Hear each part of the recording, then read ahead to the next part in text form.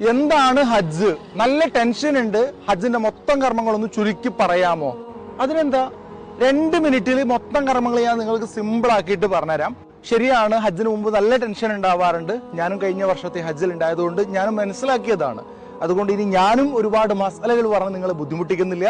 നിബിധങ്ങൾ തന്നെ പറഞ്ഞത് യസ്സിറു, നിങ്ങൾ സിമ്പിൾ ആക്കുക, വലാത്തു അസ്സിറു, നിങ്ങൾ ടഫ് ആക്കരുത് എന്നാണ്. അതുകൊണ്ട് തന്നെ 2 മിനിറ്റിൽ മൊത്തം കർമ്മങ്ങൾ സിമ്പിൾ ആക്കിയിട്ട് ഏതൊരു സാധാരണക്കാരനും മനസ്സിലാവുന്ന പോലെ ആനിമേഷനിലൂടെയാണ് നിങ്ങൾക്ക് ഞാൻ പറഞ്ഞുതരാൻ പോകുന്നത്. സോ ഇത്രയും ഉപകാരമുള്ള ചെറിയ വീഡിയോ വേറെ ഉണ്ടാവും എന്ന് എനിക്ക് തോന്നുന്നില്ല. അതുകൊണ്ട് തന്നെ നിങ്ങളെ കുടുംബക്കാരിൽ നിന്നോ കൂട്ടുകാരിൽ നിന്നോ ആരൊക്കെയാണോ ഹജ്ജിന് പോയത് അവർക്ക് നിർബന്ധമായിട്ടും ഈ വീഡിയോ നിങ്ങൾ ഷെയർ ചെയ്ത് കൊടുക്കണം. പിന്നെ ഇതൊരു ജാരിയായ സദക്കയും കൂടിയായിരിക്കും. സോ മാക്സിമം ഷെയർ ചെയ്യുക. ആ വീഡിയോയിലേക്ക് നമുക്ക് പോകാം.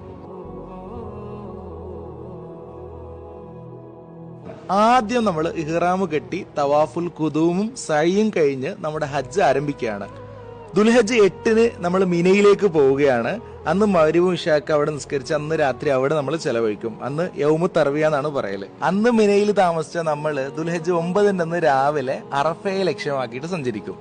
ഈ സമയം ളുഹൂറും അസറും നമ്മൾ അറഫയിൽ നിസ്കരിക്കും. ഒരുപാട് ദിക്റുകളും ദുആകളൊക്കെ ആയിട്ട് നമ്മൾ ആ സമയം ചെലവഴിക്കുകയാണ്. കാരണം നബി സല്ലല്ലാഹു അലൈഹി വസല്ലം തങ്ങൾ പറഞ്ഞിട്ടുണ്ട്, ഏറ്റവും മികച്ച പ്രാർത്ഥന എന്ന് പറഞ്ഞാൽ അത് അറഫാന്റെ ദിനത്തിന്റെ പ്രാർത്ഥനയാണ്.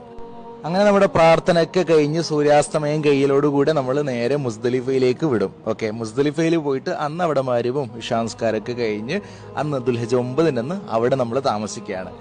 പിറ്റേന്ന് ദുൽഹിജ്ജ് 10-ന്, അതായത് പെരുന്നാളിന്റെ ദിവസം നമ്മൾ മിനയിലേക്ക് പോവുകയാണ്. അവിടെ പോയിട്ട് ജംറത്തുൽ അഖബയിലേക്ക് കല്ലെറിയാണ്. അതേപോലെ നമ്മുടെ മുടിയൊക്കെ നമ്മൾ ഷേവ് ചെയ്യാണ്, അല്ലെങ്കിൽ കുറച്ചെടുക്കുകയാണ്. പിന്നെ നമ്മൾ അങ്ങനെ ബലിയിറക്കുന്നു. അതിനുശേഷം ജംറത്തുൽ അഖബയിൽ നിന്ന് നേരെ ഹറമിലേക്ക് നമ്മൾ പോവുകയാണ്.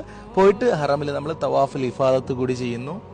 അത് കഴിഞ്ഞ് നമ്മൾ നേരെ മിനയിലേക്ക് തന്നെ മടങ്ങിപ്പോയി അവിടെ നമ്മൾ രാപ്പാർക്കാണ്. ദുൽഹിജ്ജ് 11, 12 എന്നീ രാത്രികൾ, അല്ലെങ്കിൽ 11, 12, 13 എന്നീ 3 രാത്രികളിലും എല്ലാ ദിവസവും രാവിലെ നമ്മൾ ചെറുതും വലുതുമായ 3 ജംറയിലേക്കും 21 വീതം കല്ലെറുകയാണ്. തുടർന്ന് നമ്മൾ നേരെ ഹറമിലേക്ക് പോകുന്നു, വിദാഇന്റെ തവാഫ് ചെയ്യുന്നു.